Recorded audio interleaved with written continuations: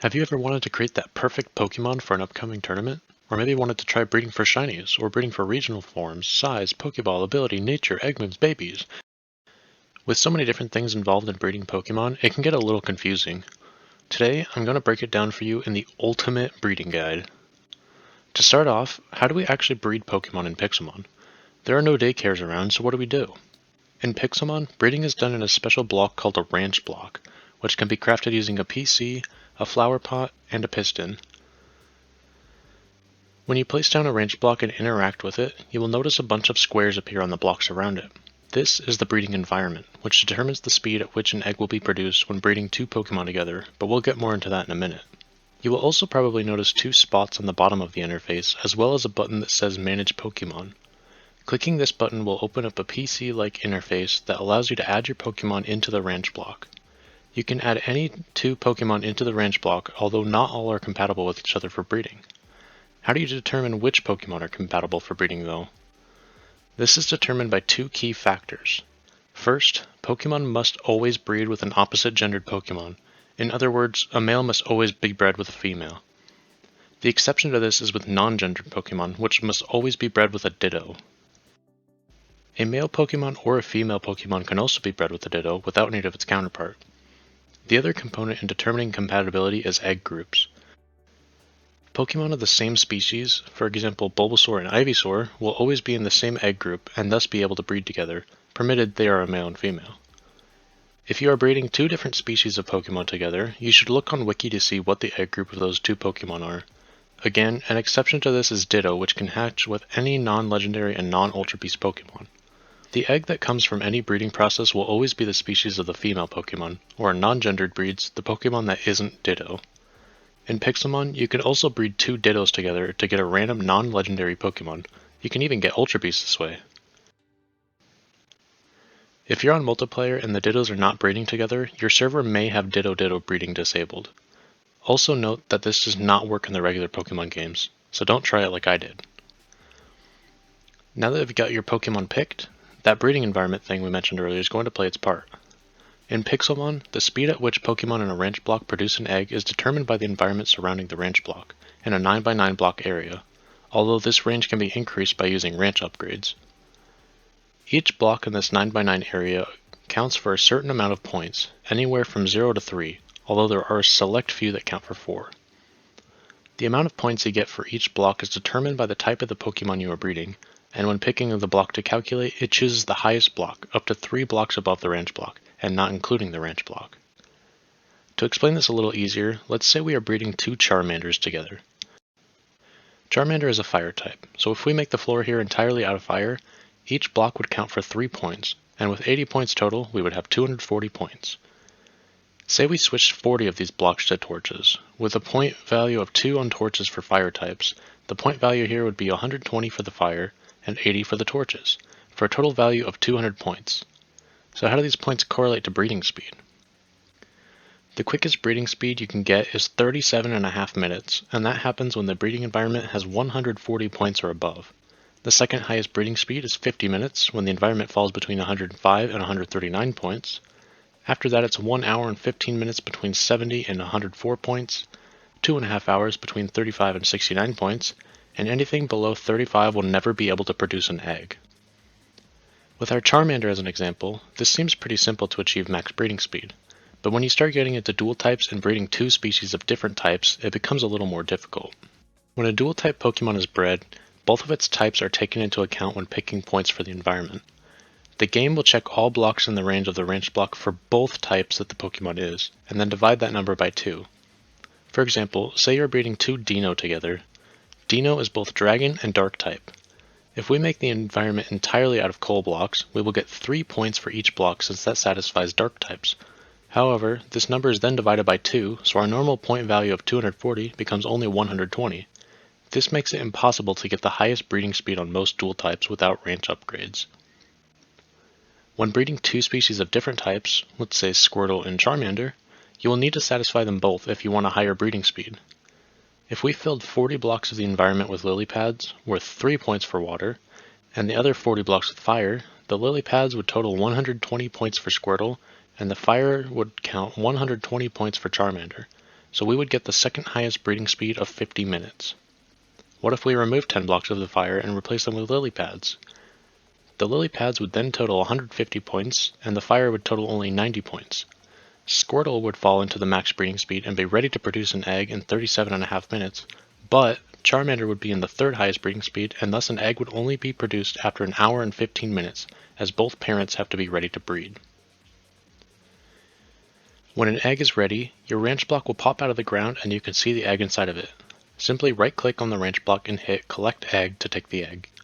If there is room in your party, the egg will be sent there. If not, it will be sent to your PC. Once you have your egg, it's time to hatch it.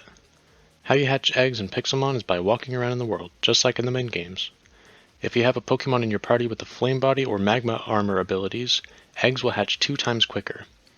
Some Pokemon take longer than others to hatch, but on average expect to be walking or flying around for at least a few minutes.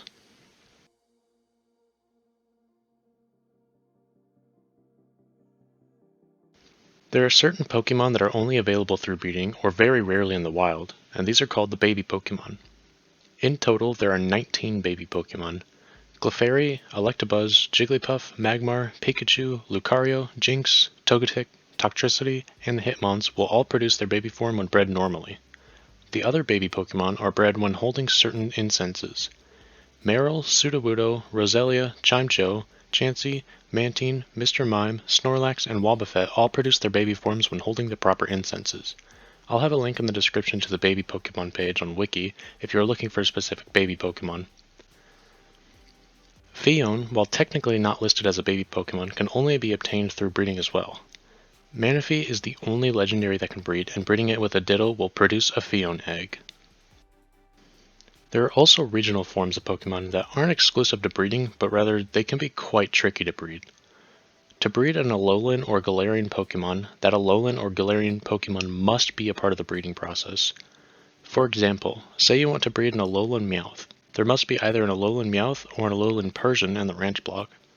Breeding 2 regular Meowth together will never produce an Alolan Meowth, and breeding a regular Meowth with a different Alolan Pokemon will never produce an Alolan Meowth. In terms of the chance of the regional form passing down, it is guaranteed if both parents are the regional form. If only the female Pokemon is the regional form, it has a 50% chance of passing down, and if Ditto is one of the parents, it is only a 25% chance.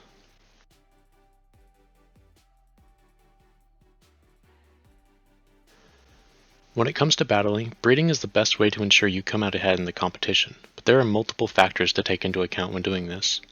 The first of these is IVs. IVs, or individual values, are hidden numbers that help determine what your Pokemon's stats are going to be, and are one of the most important parts of creating a good Pokemon. In total, there are 6 IVs on a Pokemon: HP, Attack, Defense, Special Defense, and Speed. Any IV can range from 0 to 31, with 31 being the max. If you have the Pixelmon Extras mod installed and have access to the command, you can use /IVs followed by the position of the Pokemon in your party to check its IVs. A tip I recommend that I learned from the YouTuber Ethos Lab is to rename the Pokemon to a mixture of X's and O's standing in the place of each stat. X's standing for non-max IVs and O's standing for max IVs.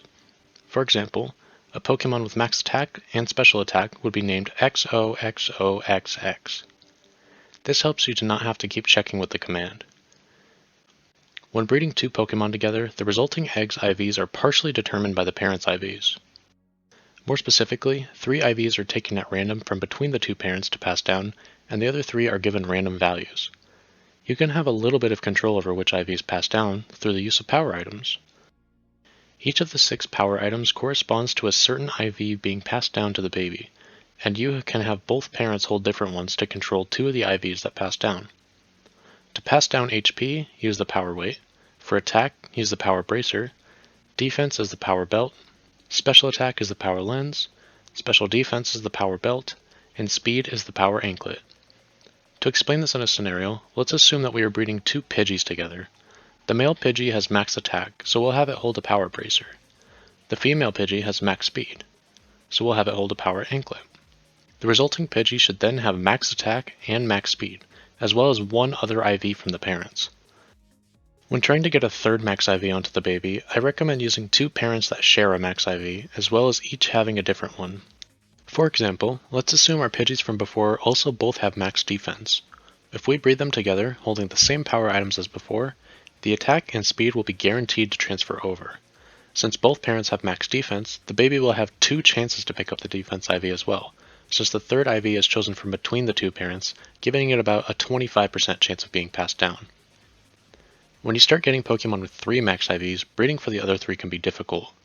Luckily, there's an item called the Destiny Knot, which guarantees that 5 IVs will pass down from the parents. The more max IVs the parents both have, the more valuable this item becomes. This can be paired with a power item on the other parent to be guaranteed to pass down an IV that parent has, but the other doesn't. But you can never have more than 5 IVs total passed down from the parents, which means that there will always be one random IV. So even if we breed 2 max IV Pidgeys, there is still only a 1 in 32 chance that the baby is another max IV Pidgey. Breeding for nature is quite a bit simpler than IV breeding. Usually a Pokemon that comes from an egg comes with a completely random nature, but we do have a chance to control it. Having one of the parents hold an Everstone when breeding will guarantee that parent's nature gets passed down onto the baby. When it comes to abilities, having the ability you want on a female Pokemon is key. For normal abilities, the female Pokemon's ability has an 80% chance of passing down to the baby. Otherwise, it will choose the other ability for that Pokemon, if that species has one. If the mother has a hidden ability, then that ability only has a 60% chance of passing down. Otherwise, picking another random ability for that species. If you have a hidden ability Pokemon but it's a male, don't fret. A male Pokemon can breed with a Ditto, and it has a 60% chance of passing its ability down to the offspring, whether it's a normal or hidden ability. So if that perfect Pokemon you want to make needs a hidden ability, but you've only been able to get it on a male, just breed that Pokemon with a Ditto until you get a female with the ability passed down. A baby will never have a hidden ability if its mother or father when breeding with a Ditto doesn't have the hidden ability. A hidden ability will also not pass down if the species of a Pokemon is different from the mother, so a hidden ability Ditto will never pass down its hidden ability either. Another important aspect of breeding battle Pokemon is egg moves. Egg moves are moves that a Pokemon can only learn through breeding with Pokemon that know these moves. Not every Pokemon can learn every move, but you can check which egg moves a Pokemon can learn by going into your Pokemon summary and clicking the egg button up top, or by looking that Pokemon up on Wiki. For example, let's say we want this Ferroseed to learn Toxic and Leech Seed. To accomplish this, let's first breed a female Ferroseed with a male Oddish that knows Toxic. This setup guarantees that the offspring will be a Ferroseed, since that's the mother's species, and that the baby will know Toxic. When it comes to passing down moves, egg moves get priority, so it shouldn't take long to get all the moves you want, unless you're breeding for a lot of them on one Pokemon. Now that we have our Ferroseed with Toxic, let's breed it with a Bulbasaur that knows Leech Seed. The resulting baby should know both Toxic and Leech Seed. A baby can also inherit TM moves if it can learn them through TMs themselves.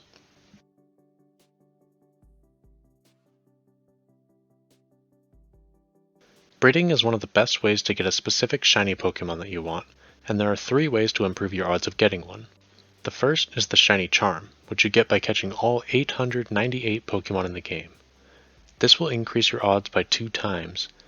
The second is to breed your Pokemon in Ultra Space, since shiny rate is doubled there in general. And last, you can use what is typically called the Masuda method. In Pixelmon, you can get the effect of the Masuda method by breeding one of your own Pokemon with a Pokemon you got traded from another player. This also doubles your shiny rate, so your overall chances of getting a shiny Pokemon if you use all 3 of these tricks is 1 in 512. Note that a shiny lure is a different item than the Shiny Charm, and it will have no effect on breeding for shiny Pokemon, as the lures only affect natural spawns of Pokemon in the world. If you've been playing Pixelmon a lot, you've probably noticed that the same species of Pokemon can vary vastly in size. You may even have spotted a pygmy Pokemon or an enormous Pokemon, which are the smallest and biggest sizes of wild Pokemon. But what if I told you that you can get Pokemon even smaller or even bigger? Usually through breeding, a Pokemon's size will be somewhere between or the same as the parent Pokemon, but it also has a small chance to be a size up or down from the size directly in the middle. For example, if one Pokemon is a runt and the other is a giant, the direct middle of those two would be ordinary, but the baby could also be small or huge, which are also between the parent sizes.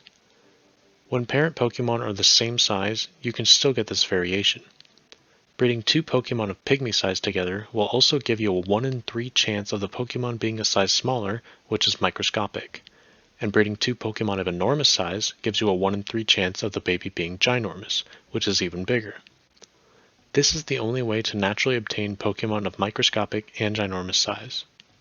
The last visual change you can control through breeding is the Pokeball in which the baby is captured in. The way a Pokeball passes down is dependent on the species of Pokemon that breed. If you are breeding 2 Pokemon of the same species, say 2 Charmanders, the egg has an equal chance of inheriting either the mother or the father's Pokeball.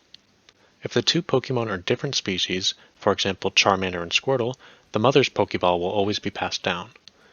Breeding Pokemon that don't have genders, such as Ditto and Beldum, the Pokemon in the right slot of the ranch block will pass its Pokeball down to the baby. Note that Master Balls and Cherish Balls cannot be passed down to the baby. In a genderless breed, if the right Pokemon has one of these Pokeballs, the left Pokemon will be chosen for Pokeball inheritance instead. Finally, I have just a few extra tips to help you along in your breeding endeavors. First off, if you want to have multiple breeding stations for the same species or type of Pokemon, you can stack a second ranch block on top of your original ranch block. Just place a block on top of your existing ranch block, and then a ranch block on top of that block. It will look a little odd since the upper ranch block goes through the block below it, but both ranch blocks will use the same 80 blocks as an environment, as long as they're at least at ground level with the bottom ranch block. Ranch blocks also give off a redstone signal when there is an egg ready to be taken from it, so if you want, switch the block below your ranch block to a redstone lamp to better tell when an egg is inside. You can check a Pokemon's progress in the breeding cycle by looking at the color of the hearts above their heads. The order is nothing, gray, purple, blue, yellow, and red. You can also right-click on a Pokemon to see if it's satisfied with its environment. Hello everybody, Napkin99 here. Thank you all so much for watching the ultimate breeding guide. I apologize for it being a little late, but this video took a lot of work and I wanted to make sure it was the best quality I could make for you guys. If you enjoyed the video and want to see more content like this, feel free to like, subscribe, and check out some of the other videos on my channel. Thank you all so much for watching, I hope you enjoyed, and I'll see you in the next one.